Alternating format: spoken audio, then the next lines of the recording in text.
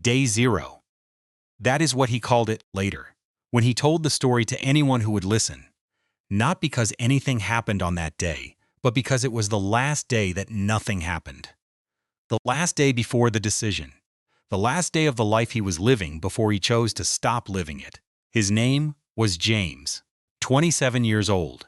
And on day zero, he had exactly $6.40 to his name, a room he was 3 weeks behind on rent for, and a body that had not eaten a proper meal in 2 days. Before we go further, where are you watching from right now, and what time is it? Tell me in the comments. And if you have ever stood at your own day zero and wondered if 90 days could really change everything, this story is your answer. Please like and subscribe, because James did not just survive day zero. In 90 days from it, his life was unrecognizable, not because of luck, not because of a miracle, because of one decision made on a cold floor with an empty bowl and $6.40. And that decision was this: not today. Let me tell you about James before day zero, so you understand what day zero actually meant.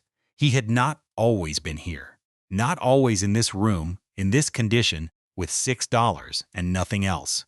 3 years earlier, he had been working a decent job, warehouse supervisor, steady pay, enough to rent a proper apartment and send a little money home to his mother each month. Not rich, but standing then the warehouse had closed. Automation, the manager had said, as though the word itself explained everything and required no further apology. The entire floor had been cleared in 8 weeks, 230 people. James had been given his final check on a Friday and a handshake and nothing else. He had not panicked at first. He had savings. He believed, time. He burned through the savings faster than he expected, because that is what savings do when the income stops. He moved to a cheaper apartment, then to a cheaper one. He worked short contracts when he could find them, loading, cleaning, whatever was available. But the contracts were short, and the gaps between them were long. And the cheaper apartments kept getting cheaper. By the time he reached the room with the cardboard window, he had been falling for 3 years, slowly enough that each individual step down had felt survivable, fast enough that when he sat on that floor and pressed his hand against the cold tiles and looked around at what his life had become, the distance from where he had started was almost impossible to measure. $6.40, an empty bowl, 3 weeks of unpaid rent, and a question forming, slowly, in the silence of the room. How did I let this happen? He did not sleep that night, not from fear exactly, from something that felt strangely like the opposite of giving up. He had spent 3 years managing the fall, surviving each smaller disaster, adjusting, adapting, always focused on the immediate problem directly in front of him. He had never stopped to look at the whole picture because stopping felt like surrender. But that night, in the stillness of the room, he looked at the whole picture, and what he saw was not what he had expected. He did not see a man who was finished. He saw a man who had been playing defense for 3 years, responding, reacting, surviving, and had never once, in 3 years, played offense, had never once stopped managing the fall and asked the different question, not, how do I survive this week? But, what would I need to do, starting tomorrow, to make sure this is the last week that looks like this? He did not have the answer that night. But for the first time in 3 years, he was asking the right question. He found a torn piece of paper, an old envelope, and a pen with barely any ink left. He wrote one word at the top day 1, then he went to sleep day 1. He woke at 5 a.m. Not because he had set an alarm, he had no phone left, had sold it 6 weeks earlier, but because his body had learned, across 3 years of early contract work, to wake before the sun without being asked.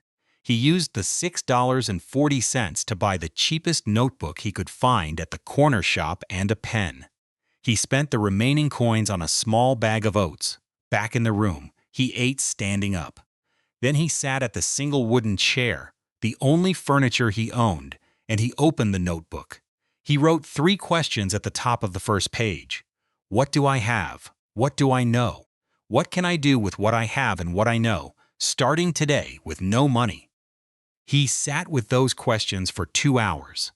And what came out of those 2 hours surprised him, because the answer, when he was honest, when he stripped away the shame and the story he had been telling himself about being a person things happened to, the answer was not nothing. He had a body that was strong from 3 years of physical work. He had supervisory experience.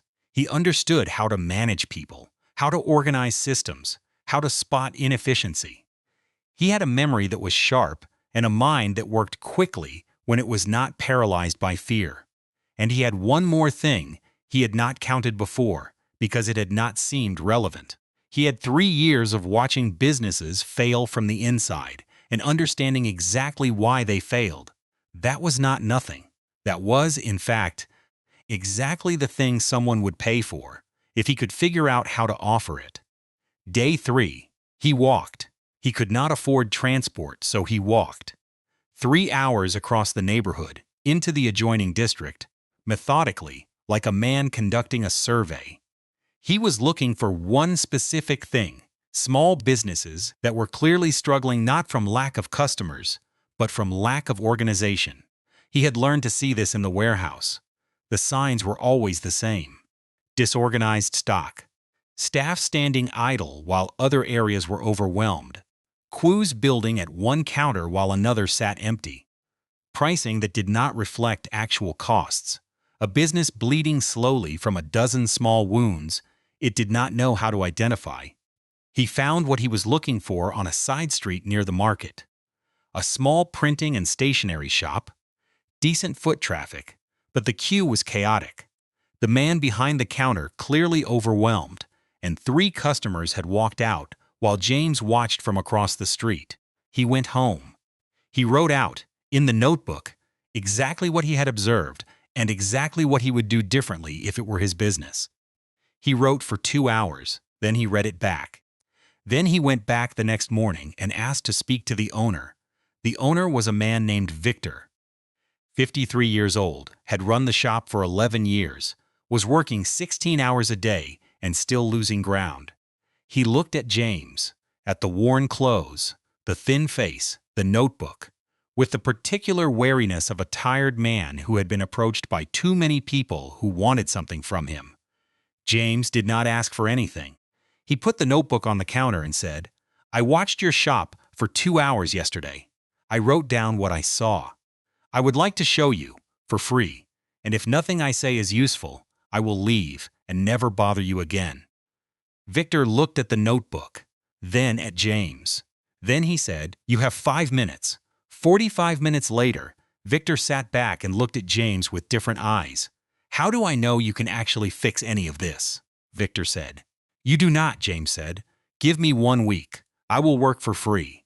If nothing improves, you have lost nothing. If things improve, we discuss what my time is worth." Victor was quiet for a long moment.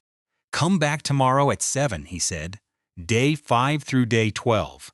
The first free week, James reorganized the shop's service flow, separated the walk-in print queue from the pre-order pickup, implemented a simple numbering system using paper slips he made himself, moved the most commonly requested items to the front of the visible stock, identified 2 pricing errors that had been costing Victor money on every bulk order for years.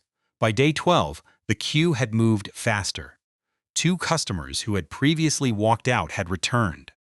Victor's daily revenue had increased by an amount that surprised even James.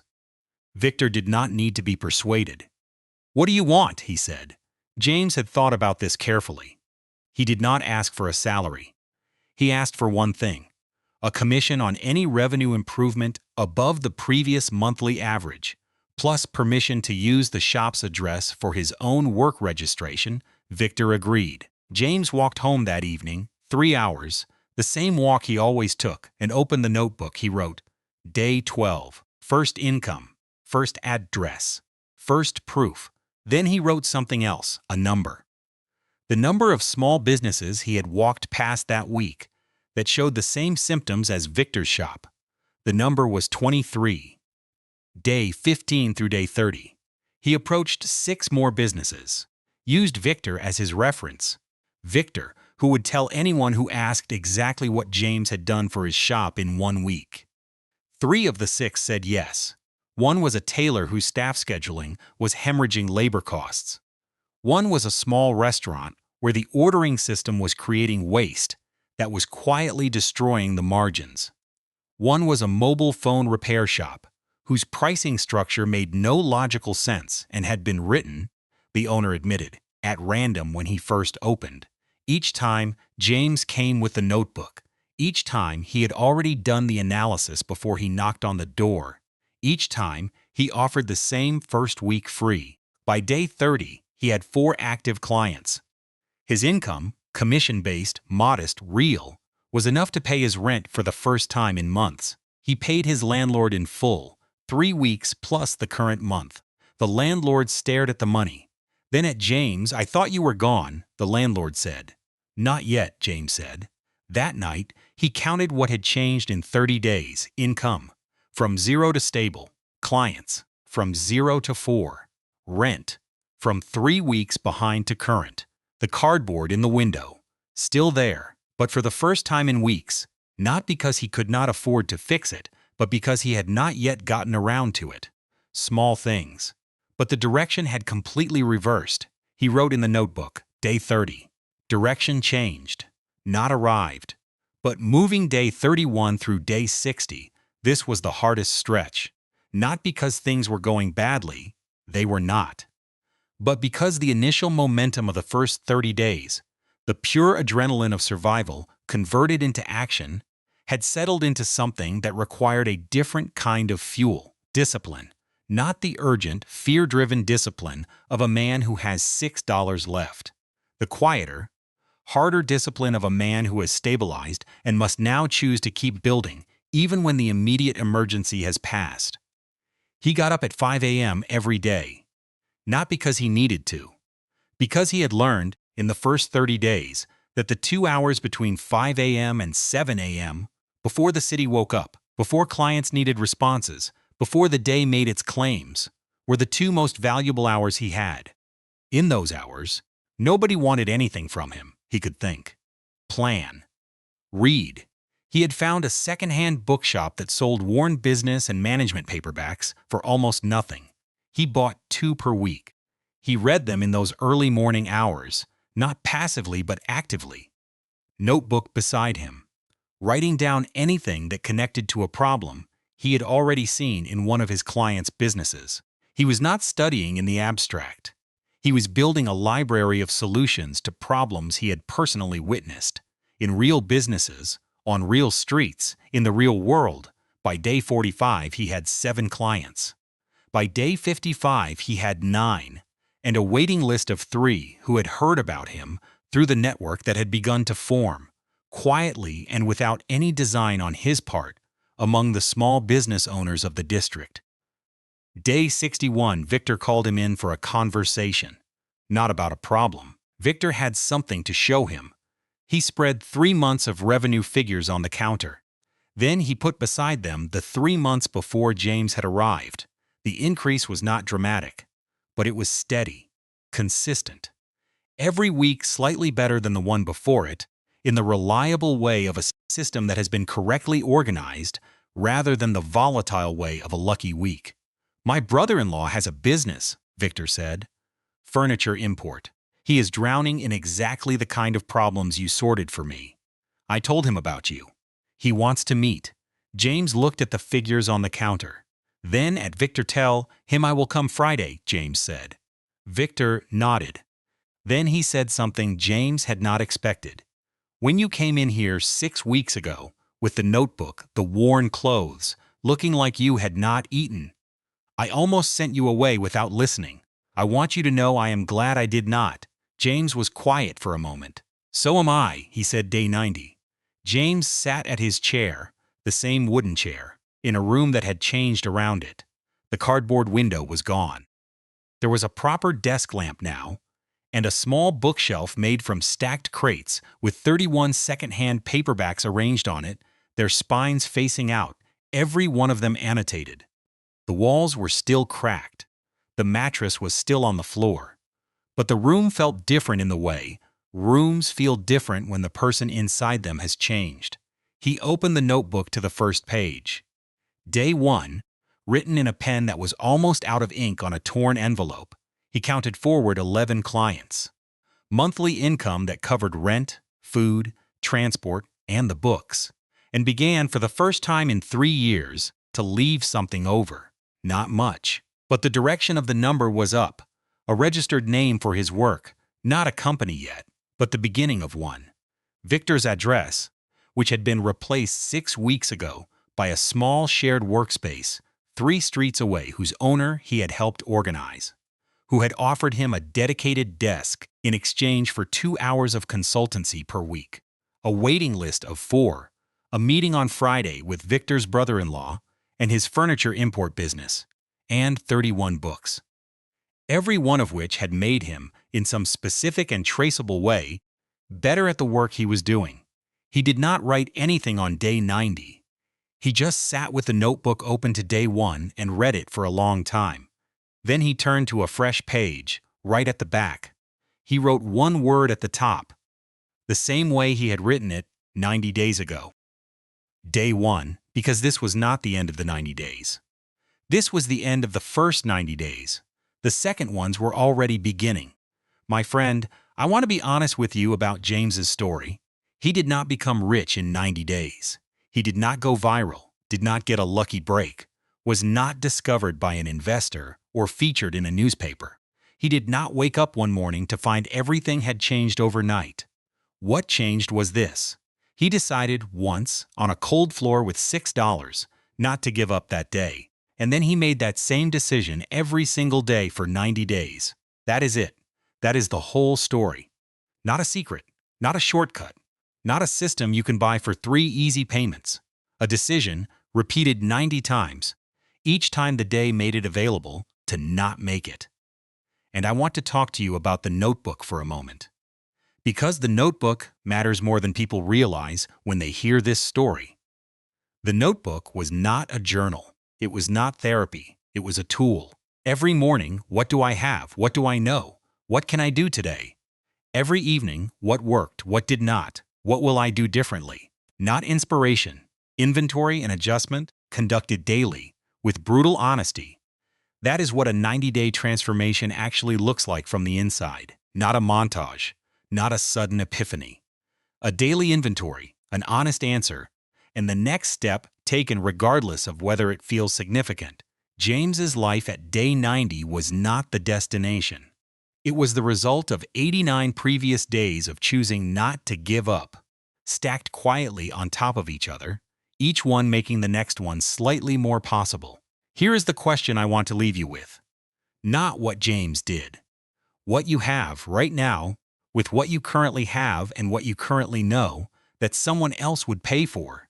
If you stop being too afraid or too proud or too defeated to offer it, that thing exists. I promise you it exists.